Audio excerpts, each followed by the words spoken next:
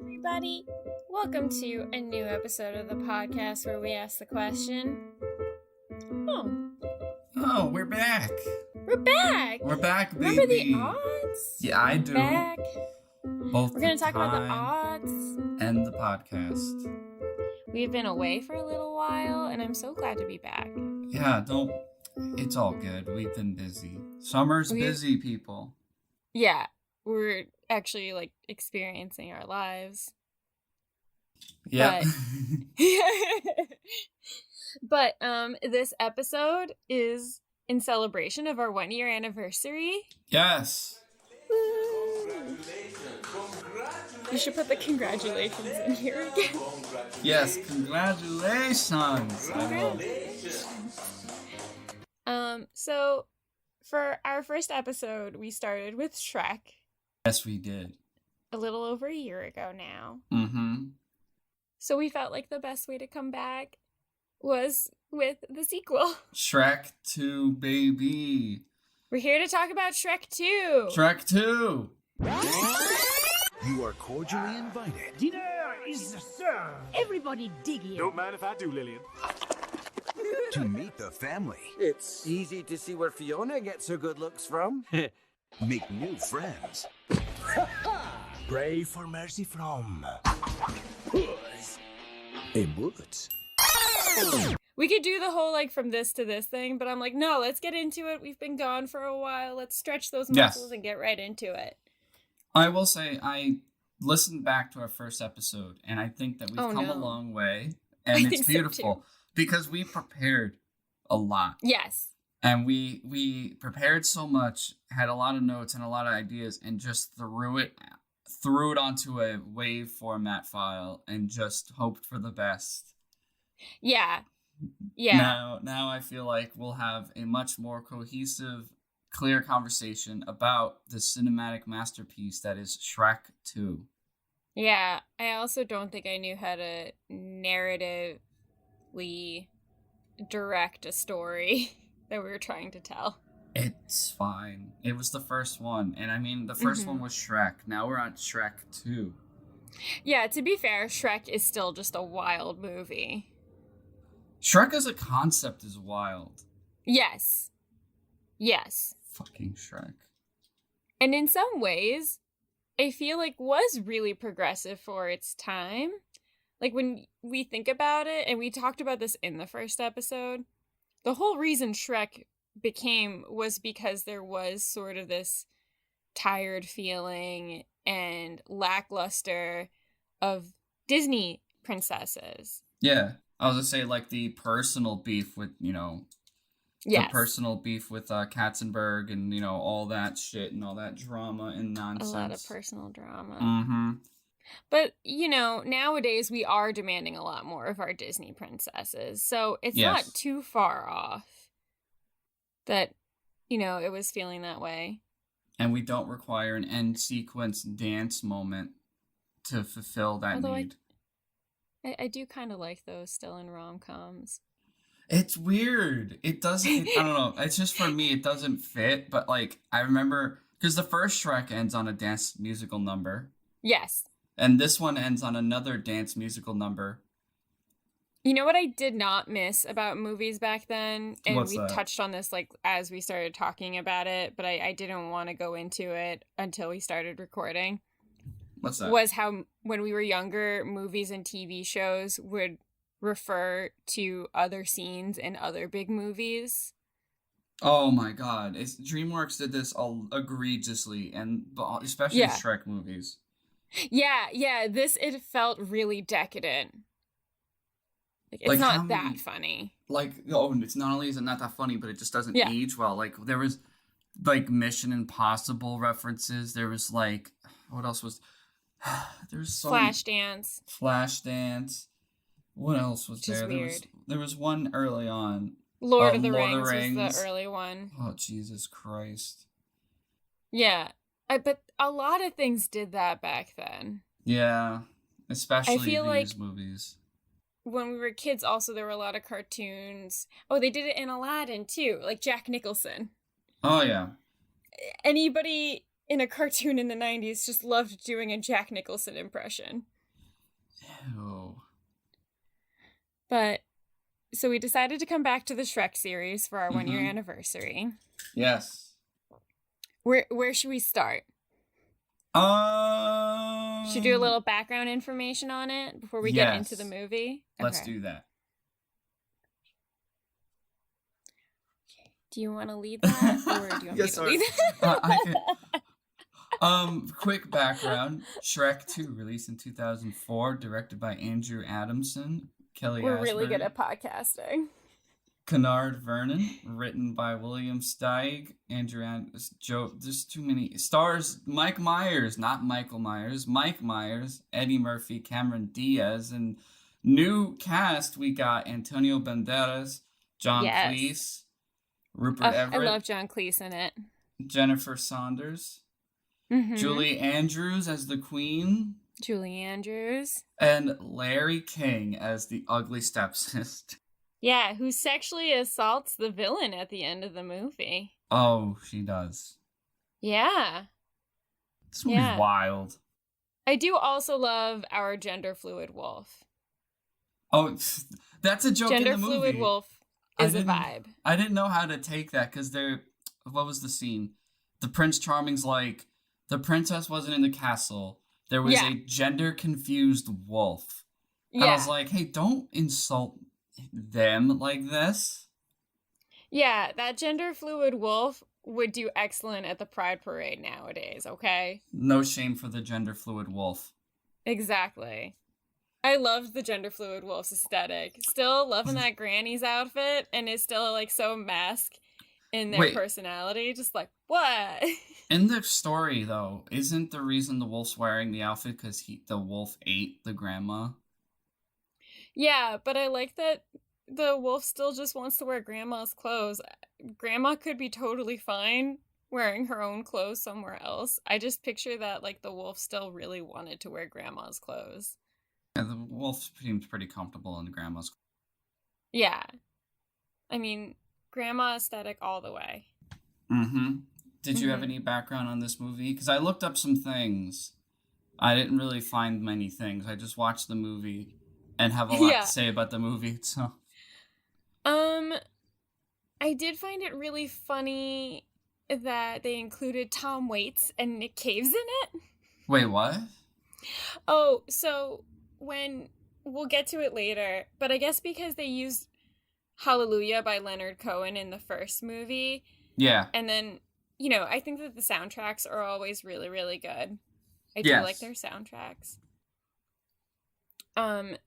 When they get to the bar, there's this gravelly pirate singing, and I genuinely had to find out if they had Leonard Cohen in the movie, but it was Tom Waits. It's Tom Waits. That's awesome. Take that as you will. Another tidbit, and I guess we could get into this because this is an important aspect of the movie.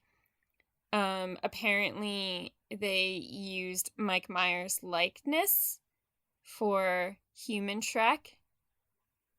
I can see that. When I was watching the movie, I have been waiting to ask you a question. Yes. Do we think human Shrek is handsome?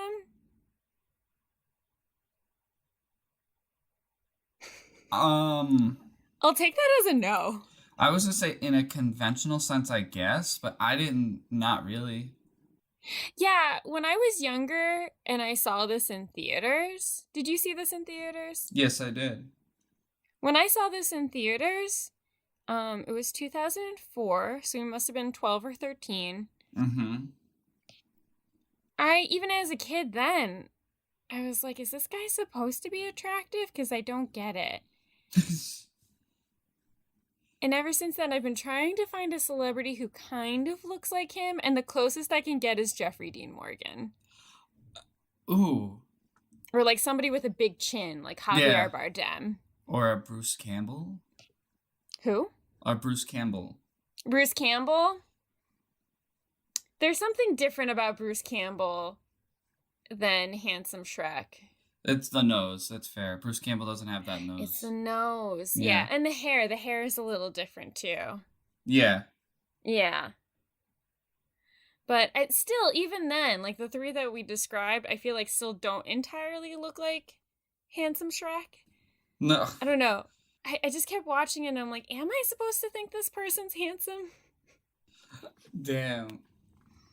Yeah, it is weird, but at the same time, I think part of me feeling weird is also the animation. I mean, for its time, it was incredible, and a lot of it does do relatively well, but there's some moments where I'm like, oh, this is janky.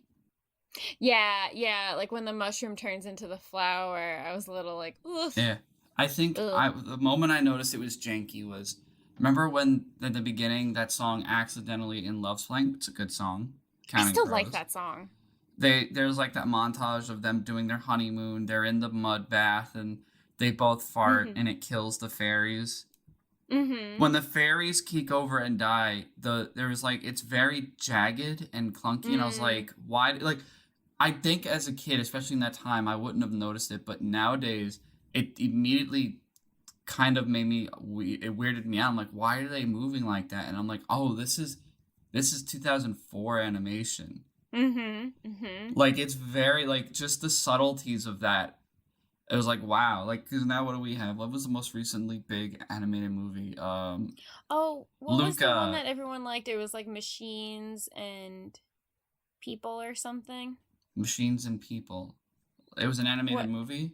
What movie am I thinking of? Somebody's gonna be like, oh my god. Oh, the Netflix movie. The Mitchells versus the Machines. Yeah, that's what it is. I love that movie. That's an animated movie, right? Yeah, it is. It's the Mitchells versus the Machines. Yeah, I would say that's the most recent animated film. I was to say Luca. Oh, Luca. The film that proves that Italians are real. Right. They are still mystical, but they ridiculous. can also be real. Yes. Yeah. That movie is so funny. Luca? Somebody was just like, what if Italians were real? What if we made a movie about the mystical land of Italy? Yeah. In all of its mysterious beauty. And charm. The movie's literally about a fish boy. Like, it's like, jokes aside. A soft fish boy. Yeah, despite memes aside, the movie's literally about two boys who are fish trying to hide out as humans. And, like, that's not even the selling point. The selling point is, look at the bippity-boppity adventures these kids go on. Yeah. It's okay to, portray Italians like that if that's how they really are. Because I feel like, I feel like if I just went to Italy, and maybe, I think we've talked about this before, if we just go to Italy, our clothes will just, like, magically change, and I will, like, farm grapes and, like, make handmade wine, and you would be, like, a shoemaker. Oh, I would love to make shoes. I mean, it seems like a pretty incredible craft. It's a very talented one. Yeah. Also, you'd still probably make a lot of money off of it. Probably, yeah. Yeah. But so, I mean, the movie starts with Accidentally in Love, which I do still really like. I feel like Counting Crows, I don't want to look at any of their own music, but I still like this song. Yeah. And then this is a controversial take that you and I disagree on. Okay. I think that Shrek cheated on Fiona just 5 minutes into the movie. I don't think he's to blame. He didn't know. I think you're giving him too much credit. Yeah, but he wasn't happy. He wasn't happy, and my issue was he didn't seem upset either. Okay. He was startled. He was bamboozled. He wasn't. He was like, "What is this?" And then we brutally murder a mermaid. We brutally murder Princess Ariel. I think that's another, like, slight at Disney. Like, here's your famous princesses. We're gonna feed her to literal sharks. And at this time is still the most successful princess movie. Little Mermaid? Well, it was the biggest princess movie. Really? Before Frozen and, like, Rapunzel. Yeah. Interesting. Yeah, if you look it up, I mean, like, a lot of people who grew up with that movie, like, a lot of the big names, like Kristen Bell and Idina Menzel, they will all say that Ariel is their favorite princess. Interesting. I think because it led the next generation of Disney success, and then we had that lull for a really long time. Oh, yeah. Yeah. Mm. And then once you get to, you know, Princess and the Frog and Tangled, that's when, like, things start coming back around. But, Tangled. yeah, I mean, like, they show a mermaid who looks exactly like Princess Ariel. And murder her. And murder her with sharks. Yeah. I'm just saying it's not her fault. And we can both agree on that she definitely did not She didn't deserve to get murdered. No. They also killed a bunch of fairies with their farts. There's a lot of death in the first 5 minutes of this movie.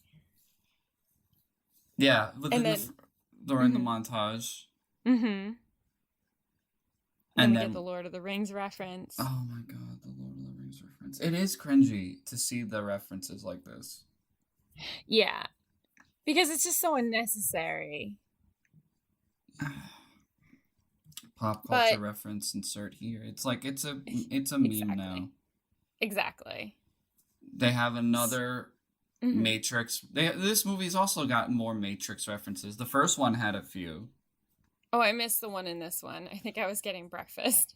I think it's when she fights the people, or like there was another. I don't remember, but there was a bunch. Like, okay. Mission Impossible references. It's just. They're off the charts, man. What's with all these fucking references? If you have to fill a movie's time with jokes just referring to other movies, especially when there's such an anachronistic element to Shrek.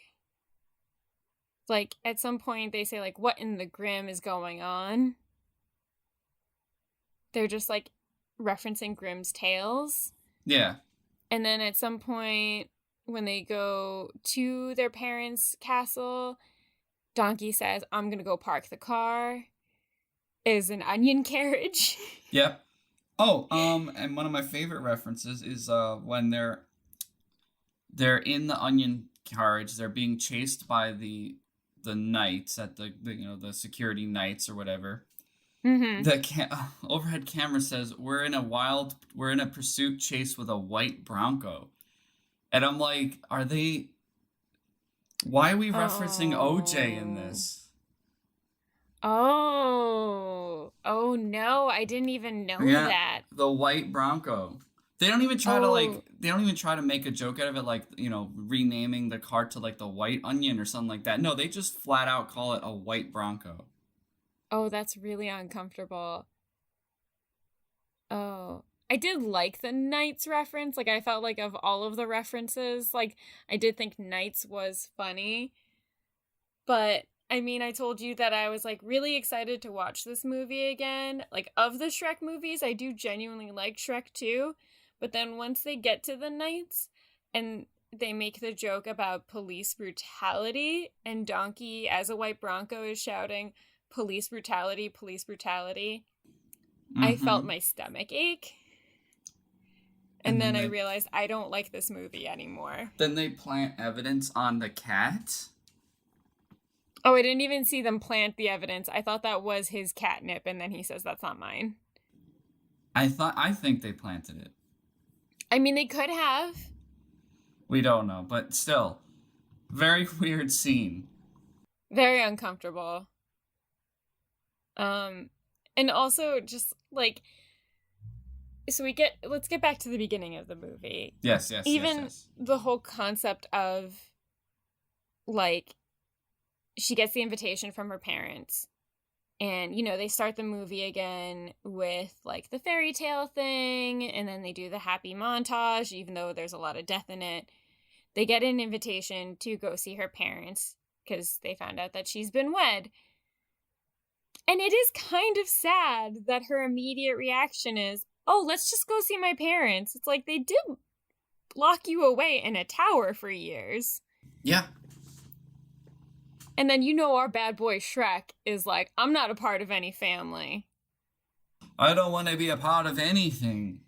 Yeah, I thought that was so funny that like suddenly Shrek was like this fuck boy that was like, I'm not a part of any family. I didn't know that's what I signed up for when we got married. I didn't know that's what commitment meant. Jesus Christ. Yeah, and it's they go on that long ass journey with Donkey in the back seat and an onion. I did kind of like the onion. I did like the onion. I also liked when Donkey's. This is one of the references I don't mind when Donkey's singing for like the longest time, Rawhide. Oh, I was trying to figure out what he was singing. I just couldn't figure it out. Ride 'em in Rawhide. It's, yeah, which I also, because when I was a kid, I knew that song from Fievel Goes West. Oh, yeah. Five Goes West is such a good movie. They had the whole Rawhide sequence. But, That's true.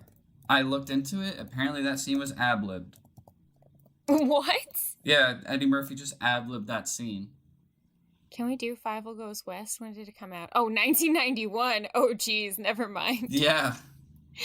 Why did I think it came out in the 2000s? Because it came out the year of our birth. You know what? I think at some point, I think the reason we got this was because of like a McDonald's kids meal or something. Maybe. Sometimes we got VHSs out of kids meals. Was Fievel Goes West a theatrical release? It must have been. I know the first one was. I remember there being an American Tail and then American Tail Fievel Goes West. But apparently there's more movies. Oh. There's one called American Tail, The Treasure of Manhattan Island. What? What? I don't think these all can't be theatrical releases.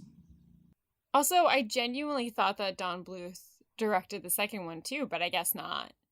Oh, American Tail, The Treasure of Manhattan Island is a straight-to-video movie released in 1998. Okay. That's uncomfortable. How do you go back to Manhattan when they went west?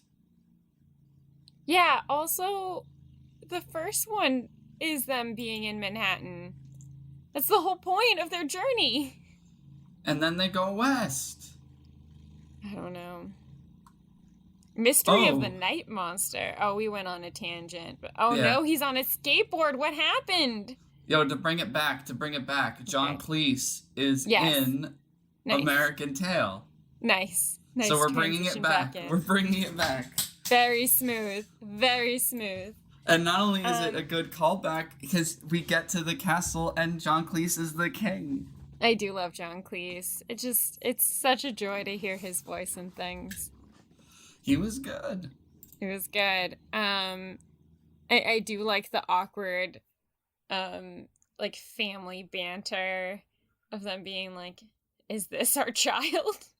Yeah, he's way more angry about it than anyone else, and there's a reason why he's more angry about it than anyone else. Yeah. And I feel like, I don't know, is this a good parable for like, we can't put certain expectations on our kids to do better than us? But it also, like, if your parents do really traumatic things because they're embarrassed by you, you should work that out. Your immediate reaction shouldn't just be like, let's go see my mom and dad. Yeah, the weirdly enough, like, some would say this is Princess Fiona's story, but I feel like of all the characters, she comes to learn the least. Yeah, I feel like this is also much more Fiona-centric, but, I mean, at the end of the day, she doesn't grow or change. She's still like, well, I liked our life better. Yeah, because, like, ultimately, the TLDR of this movie, Shrek meets the parents. Parents are weirded out that he an ogre. More so the dad, and it's because dad made deal with what's her name? How do I forget her name? Fairy Godmother. He made deal with Fairy Godmother that her son Prince Charming will marry Fiona, but that doesn't happen because Shrek got there first. So Fairy Godmother tries to sabotage the whole situation to get Prince Charming to marry Fiona. And the reason that the father made the deal is because father was Frog and didn't want to be Frog anymore. So he made deal with fairy godmother to turn him into man but in exchange that her son would marry Princess Fiona. Dude, how privileged is that son? That son, he is just a pure example of privilege. He is ridiculously privileged and obnoxious. I also love when they go to the fast food restaurant. He gets the kids' meal, and he gets a little crown. The medieval meal. He gets a little crown hat, and he gets a battle axe as the toy. Mm-hmm. Mm-hmm. Does Prince Charming return in the other ones? I don't remember. Oh god, I just realized that if we continue doing this into our 4th year, we'll have to watch the 4th one. The 4th one doesn't, I guess we have to. I mean, Tom, we probably should watch it. I didn't like Shrek the Third. I also said I liked Shrek 2, and I was very upset when we got to that Knight's joke, so, you know, I would like to say I like Shrek 3, but I don't think I actually will when we get back to it. Oh. Maybe we could, take a break after Shrek 3, and then we can watch Shrek the Musical for our 4th year. We could watch Shrek the Musical. Yeah. Alyssa went to see that on Broadway. Really? Yeah. With her family. That was a thing her family wanted to do. That's pretty cool. Yeah, bless them for it. But yeah. I can't imagine. Also, just the makeup for it was really scary to me. Oh, it is weird. Yeah. No, I love that they get the little medieval meal. Yeah, Prince Charming is the most, basic, offers nothing to the table and still thinks he deserves the prize and sees Fiona as this prize and sort of, access to the kingdom, which he does not deserve. No, not at all. He's just led to believe that this is a thing that he's owed. Such a basic bitch. Yeah. The dad tries to sabotage Shrek by having him killed by Puss in Boots, which I love that. I do love that tavern scene where he goes to the villain tavern and you just see all these legendary villains. The Headless Horseman's there. Yeah, the villain tavern is really fun. Larry David is there. Yeah. Who else was there? There was obviously Captain Puss in Hook. Boots. Played by Tom Waits. Yes. Playing the piano. Mm-hmm. Yeah, which seems difficult when one of your hands is a hook, but sure. Yeah, also, I just thought about this when we watched it last night, because I guess this is also the product of the movie being of its time, animation being very difficult, and trying to get this movie out as soon as possible. Mm-hmm. Because, obviously Puss in Boots was hired to kill Shrek. Mm-hmm. He puts very little effort into it and just sort of surrenders. Oh my gosh, immediately. He's done very fast. Yeah, within the same 5 minutes. I genuinely forgot that Puss in Boots is in the second one. He has his own movie. I genuinely thought that Puss in Boots was introduced in Shrek the Third. No. But he still has my favorite joke in all of the Shrek movies, and I still laughed out loud to this. When he keels over and starts having the hairball. Ew, it was actually really gross. No, I think it's so funny. It's effective, but it's gross. I think it's hilarious. I think because, Antonio Banderas uses a lot of his experience of playing Zorro. I mean, Puss in Boots in general is, a whole self-referential character. He is. Everything about the Shrek series is just referring to other things. Yes. That's part of, I think, at the time, what was its charm, but now is just too much. But, so Antonio Banderas being, the stud that he is and being so suave, and then all of a sudden just hyperventilating, I just thought it was so funny. That's fair. When did Puss in Boots come out? When did Puss in Boots come out? Well, that's a good question. I feel like Puss in Boots came way too late. It came when people were already getting sick of it, but it worked for little kids. 2011. 2011. That is way too late. Yeah. Apparently, oh man, if you Google Puss in Boots, the next thing to come out is Puss in Boots: The Last Wish, which is going to be coming out in 2022. 11 years after the first one. People are still waiting on Shrek 5. No. Oh, what poor souls are doing that. Without further ado, the story of Shrek 5. Shrek 5 logo appears on screen. Text appears on screen. This movie will be deleted after its auction as an NFT. That's what Shrek would want. I don't... Shrek 5, people. What poor person has only Shrek 5 to look forward to in their life? Oh no. Oh, that's so sad. Yeah. Oh. No. It's No, wild. It doesn't work. But yeah, you're right. It is almost instantaneous how they just suddenly become BFFs. And then they're like, all right, we're going to go to the fairy godmother, get potion to turn Shrek into human. Which that is its own... I thought that was actually a fun scene. The scene in the potion shop. Yeah, I think that the union joke is pretty funny. Yes. And I remember... I think there was almost like a sensory motor thing that was happening when I watched this movie, because it was another thing that my sister and I used to quote when we were little, that I could feel the lines coming in my head before they happened. Even though I have not watched this movie in years. Wow. So that was one of the moments. Yeah, I haven't watched this in like maybe 15 years. Yeah, I feel like that was also around the same time that I watched it last. Wow, 15 years. I know, we're old. We're old. Old. And all my stupid friends are having stupid children. It is funny that we are watching this movie right before we go to our friend's wedding. Oh. Yeah. Yeah, it's just like a weekend of weddings. Oh, I think I'm ready. Yeah? Yeah? Yeah, I think I'm ready. Ready to stand up there next to your guy, next to your friend, your pal, your buddy? Yeah, yes. That we've known since elementary school? Yeah. I'm determined to look good. That's my goal. Yeah, I think you look great. Thank you. I want to look good. I think I'm gonna look spiffy and excellent. You're gonna wear a tux. You're gonna look boss as hell. Is it a tux?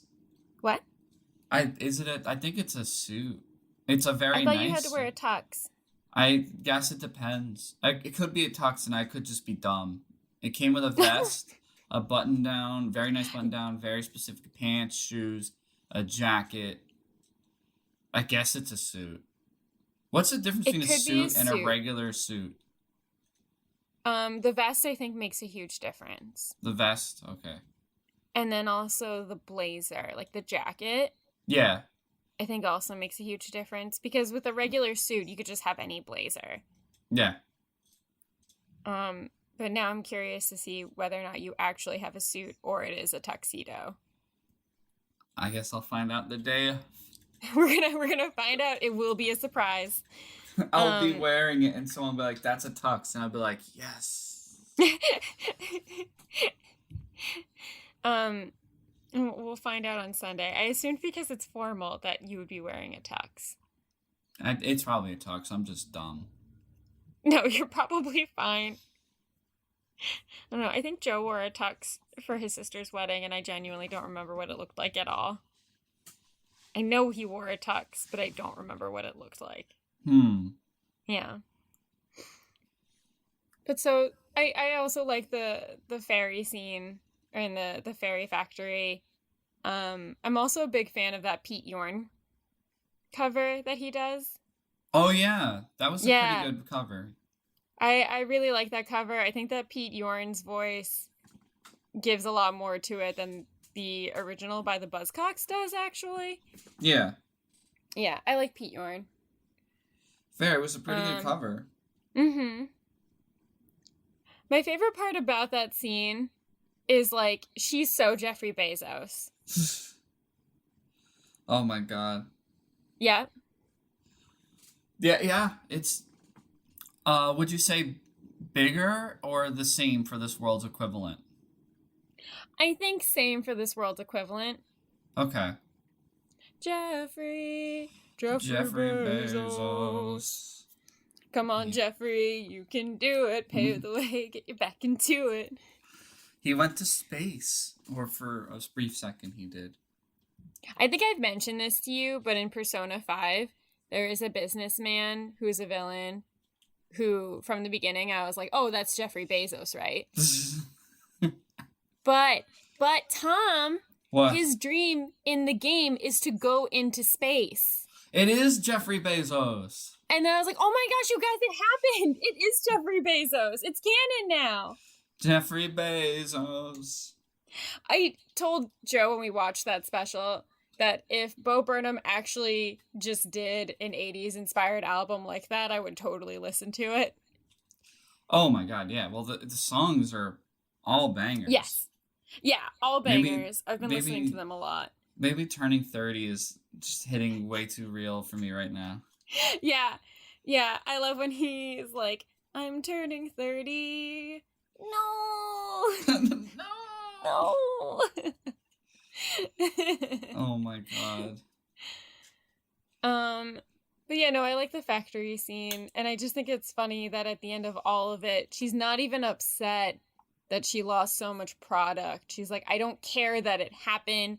I just want it cleaned up. And it's like, as a business owner, you should be concerned about this huge mess. Yeah, well, she's so beyond that because all she wants is to give her stupid son to marry Princess Fiona. And this is her opportunity. She goes, aha, Shrek turned himself into man. I will convince her Prince Charming is Shrek. I do like when we meet the fairy godmother and like we have this like Beauty and the Beast be our guest kind of moment where like she has all these things being thrown at her and it is really overstimulating and it's all happening at once.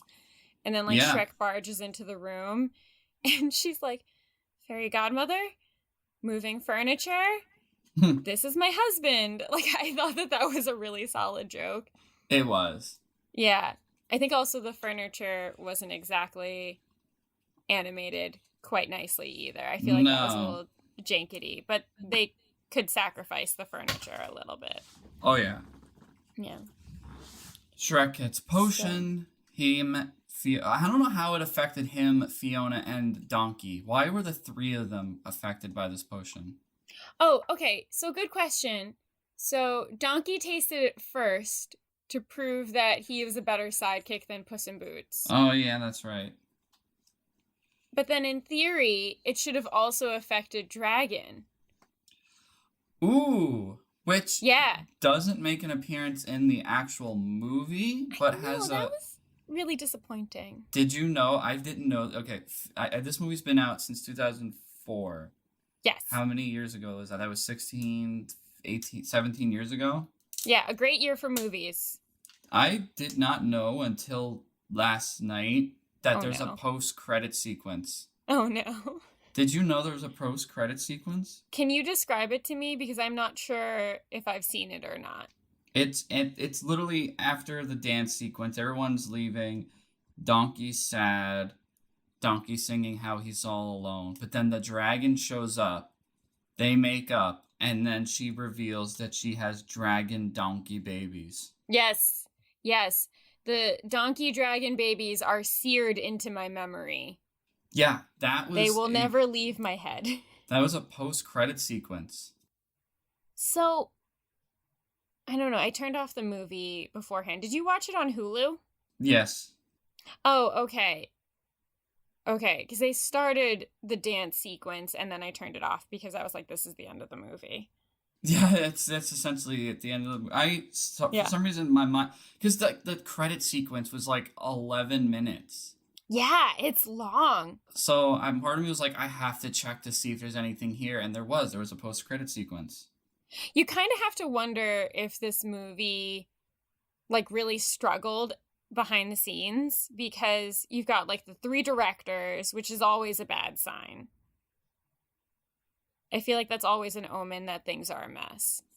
I think with animated films, it's common to have more than one director, but like interestingly, I think people regard this Shrek as the best Shrek. I also kind of feel that way. And I agree, it is probably the best Shrek. But I don't know if it's because I'm older and the animations that we're seeing now are a little bit more lengthy and a little bit more time and craft. Mm-hmm. Part of me watched this movie and I enjoyed it, but it felt rushed. Mm. And I don't know if it's just a product of like with the limited, technology and experience, they had to make a very simplistic story and run with it, and not everything can be drawn out and last as long. Okay, I'm gonna make a wild comparison here. Yeah.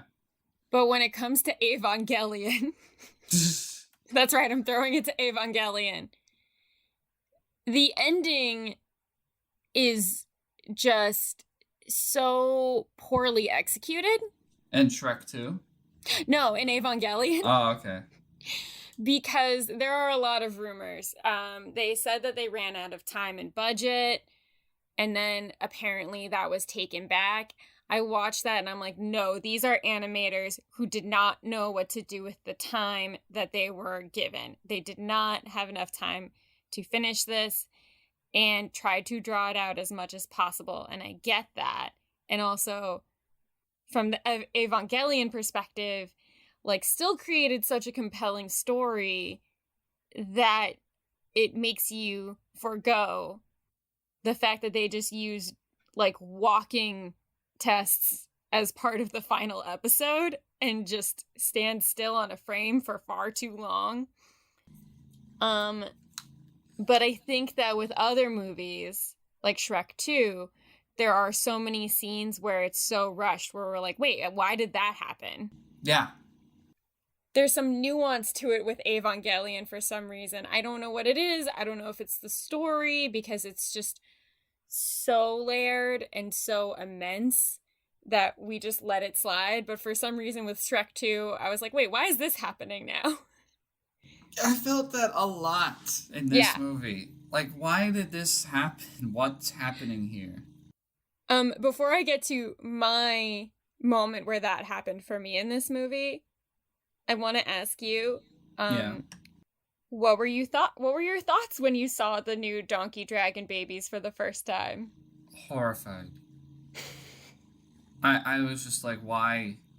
Also, in my mind,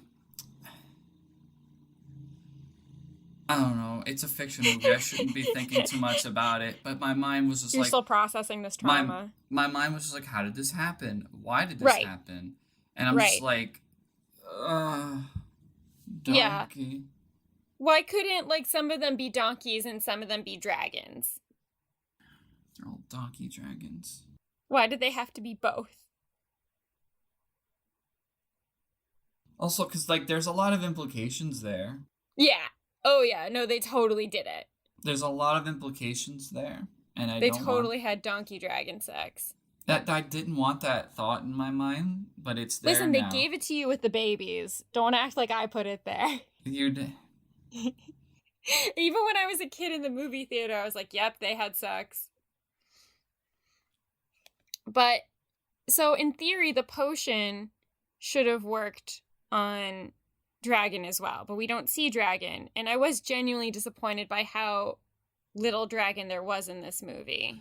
Do you think it was for budgetary reasons? Like, my mind kept thinking, like, if they don't include the dragon, it saves time and effort in telling a simple story. Mm-hmm. Like, part of me's like, because the dragon in the first movie is the initial challenge. Like, how do we rescue the princess? We fight the dragon. What would then the punchline is, well, what if the dragon falls in love with the donkey? Like, that's the punchline. In this movie, it's like, if you include the dragon, like, the movie's over when the dragon just eats Prince Charming. That's a good point. So, the thing that I think the dragon would have been useful for, and I think that this is a completely unnecessary scene, and this is where I'm like, this is a total waste of time, when he decides as a human that he's got to rush to save Fiona, they're like, you can't make it to the ball fast enough. There has to be another way. So instead they decide they have plenty of time to make Mongo, the giant gingerbread man, Yeah, that was bizarre. come to life. But if Donkey changes, wouldn't the dragon have also changed? Yeah. So then couldn't they have just taken the dragon? But no, if the dragon changes, she's not a dragon anymore. But what would she have been? I bet that's why they didn't put her in. They had no idea what to change her to. What would they like? Okay, so Donkey and Shrek and Fiona become humans. Yes. Donkey turned into an actual horse. Makes sense. Would dragon just turn into a dinosaur or a lizard? Like what? I don't know. Like what a prettier dragon? A pretty. I don't know. Maybe a horse. Would she also become a horse? Things would make more sense if she became a horse. Because if they both became humans, then wouldn't donkey and dragon become the same thing too? Humans? No, I mean like... Well, because Shrek and Fiona are both ogres, so they became humans. Right. But Donkey became a horse. So Wait. because he is emotionally tied to Dragon. Dragon is his love. Yeah, wait. I just thought of this. Okay. Okay. So, the This is potion... deep. We're going the deep. The potion isn't called human potion. It's just called, like... What is it called? I don't know. Something You fine potion? as hell now potion. Yeah, it's like a beauty potion. So Yeah, I it's a guess makeover. it's beauty in the eye of the beholder. So Shrek and Fiona turn into humans. Donkey turns into... And I think it's based... Because Shrek's the one that took it. Mm-hmm. So it's beauty defined by Shrek. So it's Donkey his narrative. Yeah, so Donkey takes it, and it's now beauty according to Donkey. So he turned into a noble steed. Wouldn't Right. Dragon turn into whatever Donkey seems fits beautiful? So maybe she turned into a horse. That seems logical. I bet that they couldn't even come up with it, and I wonder if that's why they didn't include her. Maybe. They were like, we have no parallel, so let's just leave her out of it. Yeah. And you're right. If Dragon came onto the scene, Dragon could just eat Prince Charming, and then that would be it. Because that was how the first movie ended. The dragon ate Lord Farquaad. Yeah. And they showed at the end Lord Farquaad in Dragon's belly, but we all know what happened after that. Yeah, he's gone. He's gone. If And they don't Shrek- care, because they're if clearly Shrek fine 5 with death. If Shrek 5 Yeah. happens, do they just bring back Lord Farquaad? Oh my god, bring back John Lithgow. Yeah. Yeah. Yeah, John Lithgow's so great in that movie. He's so good. Yeah. So I can't even think about. All right, so we're at now we get the white Bronco scene. Yeah. They get captured. Then the rest of the fairy tale creatures show up. They get the montage of Mission Impossible, Pinocchio, because he's a Pinocchio. Oh, Jumps- yeah. That's a joke that I don't think aged well. Oh, the woman's underwear? Yeah. I cringed the whole that one. time. Yeah, Because because when we were kids, that was the big joke. Yeah, like, you're wearing women's underwear and it's a thong. But now it's just like, who cares? Once again, go to Pride Parade. Everyone's wearing thongs, man.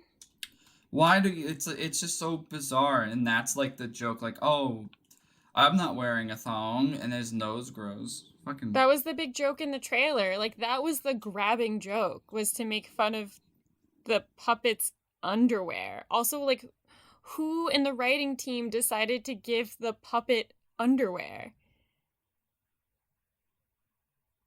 Also, flashback to, like, the scene when, like, they're watching the TV, which, yes, another, like, anachronistic aspect is they have a TV somehow. Magic mirror. Right. Did you notice that when they see Shrek and Donkey getting caught,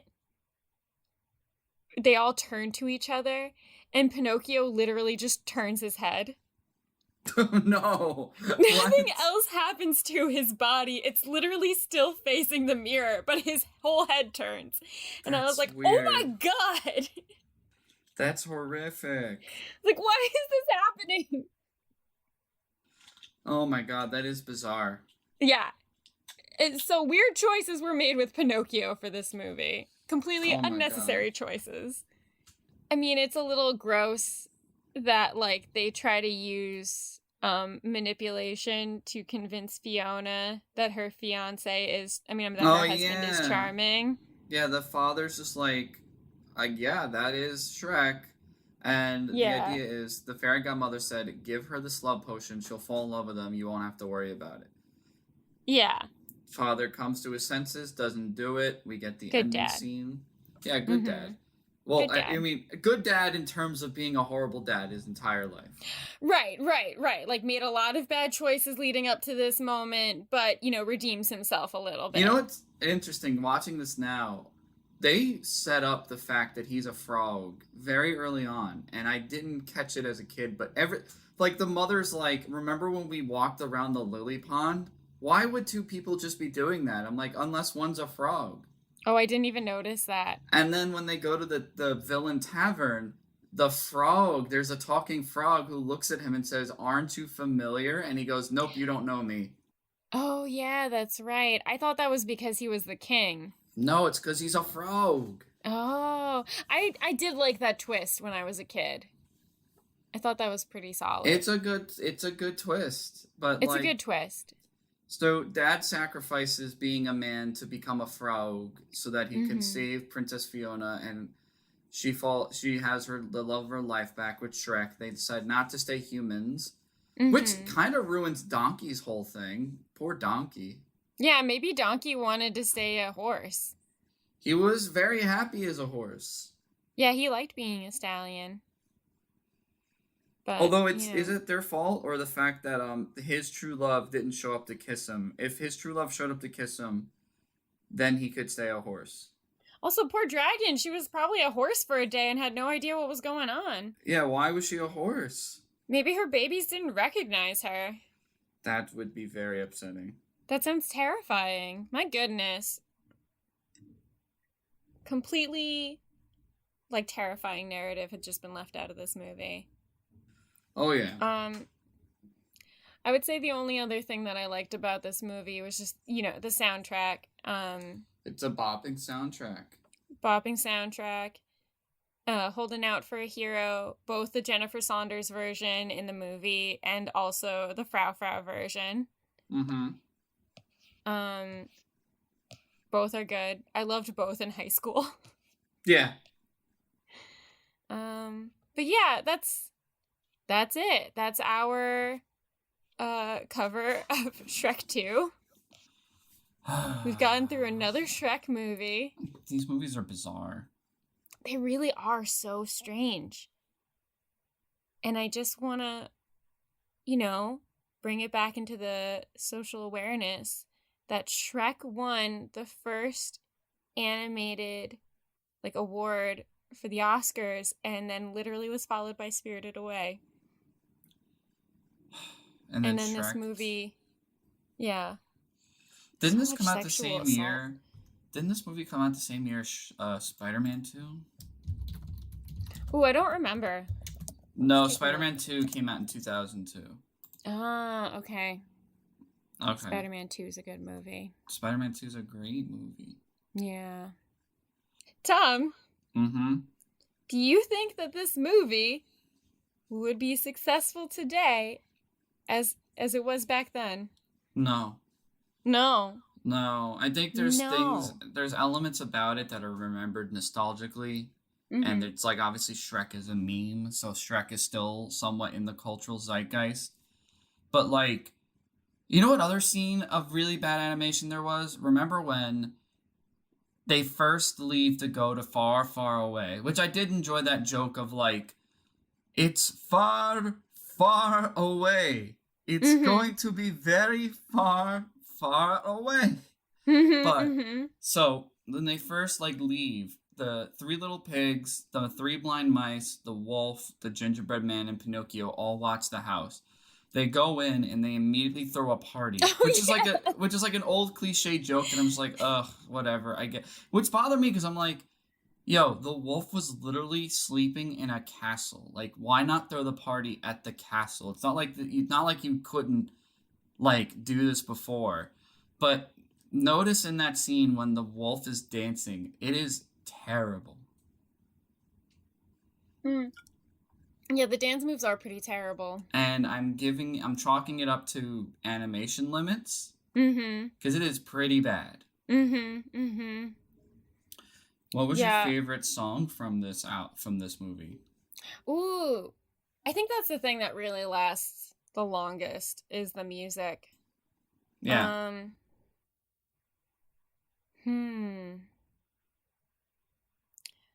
I think I'm actually gonna have to go with Changes by David Bowie. Oh, that's a good one. That's a really good one. I love all of them, and I loved them, and like, you know, Frau Frau and Pete Yorn were like people I really listened to in high school, but I feel like, although we grew up with David Bowie pretty early on because of Labyrinth, Changes was the song that made me like actually want to listen to David Bowie as a musician. Oh yeah. What about you? Do you know Dashboard Confessional is on this soundtrack? What? Yeah, As Lovers Go. I don't know if it's in the movie itself, but it's on the soundtrack. Right, it's probably one of those ones where like it didn't actually make the final cut. Then we have Living La Vida Loca. Yeah, that also ages weird. I mean, Ricky Martin, you know, he's great. I love that he came out. But in the song, he describes like a woman's skin as mocha. And that I'm like, Let me read the lyrics to this because I realized listening to them sing it last night. The song's about like a voodoo witch woman or something like that. What? Yeah, well, listen to the lyrics. Okay, okay, you read the lyrics because this movie also made me realize that they say that, and I was like, what did they just say? So the song starts out with, she's into superstitions, black cats, and voodoo dolls. The moment I heard that, black cats and voodoo dolls, I was like, oh, fuck. The song's about the person I'm seeking in my life. I was gonna say, I feel a did they just describe your type? They describe my type. They just described your type. I feel a premonition that girl's gonna make me fall. She's into new sensation, new kicks in the candlelight. She's got a new addiction for every day and night. And then, you know, typical the chorus. She'll make you take your clothes off and go dancing in the rain. This is about the manic pixie dream girl in a way. Also sounds like Practical Magic. She'll make you live her crazy life, but she'll take away your pain like a bullet to your brain. That's a very strong metaphor. You know, once you read them, I was like, yeah, I can hear all those lyrics in the song as he's singing them, but I think I've just accepted them for so long that it just sounds like white noise at the end of the day. She never drinks the water and makes you order French champagne. Once you've had a taste of her, you'll never be the same. She'll make you go insane. Like a manic pixie dream girl. That sounds like my type. It sounds like her lips. This is Practical Magic. Her lips are devil red, and then here's the line, and the skin the color of mocha. Yep, there it is. There it is.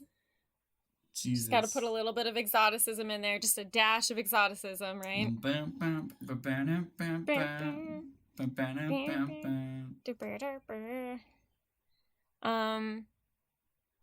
Yeah, so that's our experience with Shrek 2. What do you think this movie would be successful today? Oh, no. No. Also, like, I just can't believe they put the police brutality joke in there. Like, I know it's a privilege that we probably heard that joke as kids and just didn't think anything of it, because obviously there are people who grew up their entire lives being aware of police brutality. But, like, is that a thing that got laughs in the movie theaters? Yes. Well, you want to know something weird, and I thought about this recently. In the 2000s, Or even in Family Guy, there was like lots of police brutality jokes. So it's bizarre that these jokes were more in the public sphere back then. And there were, like, obviously activist groups trying to make change, but it wasn't in the social public discourse. Other than, like, the occasional joke of, like, haha, this was a thing we dealt with, you know, but that was I feel like that should make it more clear than anything else. That it was something that people felt like this won't be challenged. So, like, we have enough power that we can joke about this. And then as soon as it was challenged, now people are like, that doesn't happen. I think maybe the public mindset was because, you know, the 90s had the LA riots and there was a big push and social awareness to that. Not as much as now, but, you know, big thing. Right. We remember the LA riots. I think the discourse of the 2000s was, yeah, it's unfortunate that happened, but it doesn't happen anymore, right, guys? Like, that's where the joke, like, people felt that, you know?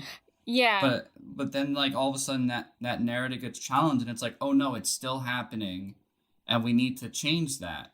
But yeah. But yeah, so that's so Shrek weird. 2. It's a weird note to end on, but yeah, that movie really soured for me once they made that joke. I was really uncomfortable with it. Shrek 2. It just, you know what? I got progressive whiplash. That's what I would describe this movie as, because one minute they're making a hilarious joke about, like, okay, like, we do have a certain expectation at this point in time for, like, what princesses should look like. It almost becomes a cash grab, so it makes sense that they kind of represent Far, Far Away as Hollywood or, like, Rodeo Drive. I'm like, okay, I get what's happening here. Gender fluid wolf, that's cool. But then all of a sudden it's like, oh my god, now they're making this joke? Like, you can't keep up. It is bizarre. Yeah. Well, if I may ask you, what have you been up to lately? Ceramics. Yes, you've done some awesome ceramics work. Thank you. I really did love it. You know, all of my work is very surrealist, but also, like, I don't like to make sculptures in general because I feel like they take up more space than prints and paintings. So I've been making a lot of surrealist functional dishware, and that has been so much fun. I've really enjoyed my time with ceramics. I'm glad. That's fucking awesome. Also, the Bo Burnham special Inside, because I finally watched it and I can't stop listening to the music. Oh, I love that special. I guess that's what I was gonna say. I've been up to. Okay. I watched the Bo Burnham special. I watched a few things actually recently, and it's been really nice and refreshing. I watched this movie called I recommend this movie to everybody. I had a lot of fun with this movie. It's called Villains. What was it called? Villains. It's got Marika Monroe. Okay. Why am I drawing a blank? It's got Bill Skarsgård, Marika Monroe. She was in It Follows. Oh. It's also got Jeffrey Donovan and Keira Sedgwick. Oh, Jeffrey Donovan. Yeah, it's a dark comedy. It's a lot of fun. It's about two amateur dummy. It's like a couple. Like Bill Skarsgård and Marika Monroe are dating, and they're Is it Bill Skarsgård or Alexander Skarsgård? Bill Skarsgård, the one who Bill played Skarsgård? Kenny. Yeah, Bill. Okay. And it's like they're like. Oh, I know what movie this is. Okay. Yeah, it's they're like a criminal couple. They rob a gas station fairly poorly, and their plan is to make a break to Florida to live out their lives together. And they have these beautiful, genuine moments that I love. Like, she does this thing where, like, he's panicking, and she puts her hair on top of him, and they just look each other in the face. And I'm like, that's so sweet and gorgeous. That's beautiful.